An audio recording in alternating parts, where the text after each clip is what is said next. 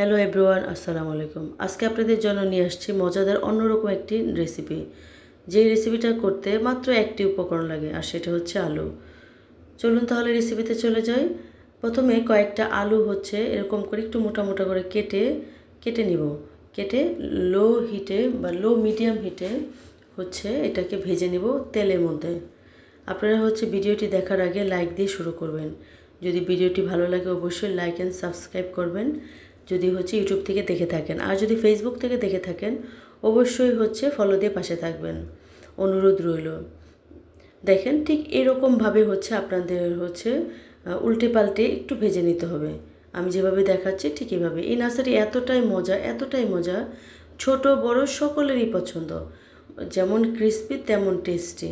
আপনি এই ভিডিওটি দেখে আপনি বাসায় বানাবেন। এতটা সহজ যে আপনি হচ্ছে 5 মিনিট থেকে 10 মিনিটের মধ্যে বানিয়ে ফেলতে পারবেন।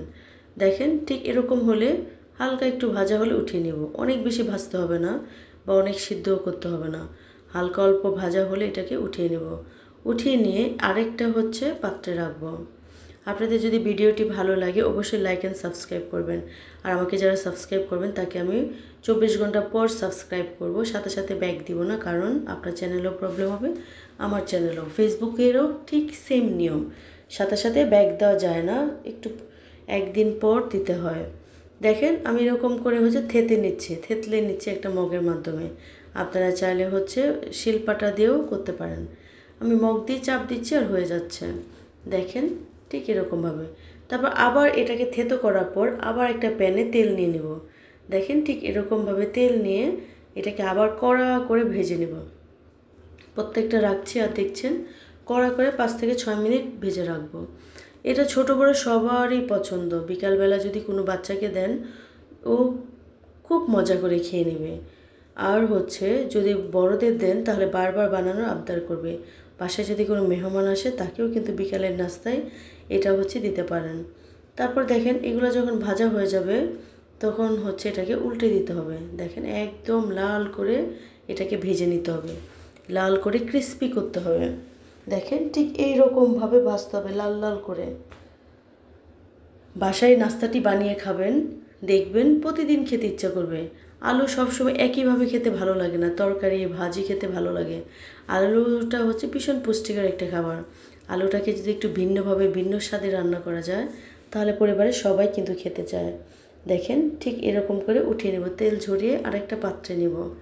দেখেন কত সুন্দরভাবে হয়েছে আমার ইয়াগুলো, ক্রিস্পি এবং মজাদার। সবগুলো একসাথে রাখবো।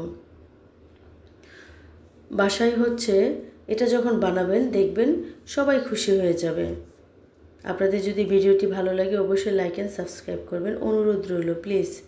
তারপর হচ্ছে অন্য একটি পাত্রে 1/2 চামচ মরিচের গুঁড়ো, 1/2 চামচ হলুদ গুঁড়ো আর 1/2 চামচ জিরা গুঁড়ো আর পরিমাণ মতো লবণ।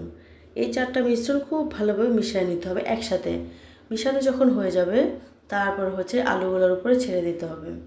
দেখেন ঠিক এরকমভাবে এই মশলাটা দেওয়ার পর এত মজা হয়, না খেলে বিশ্বাস করবেন না।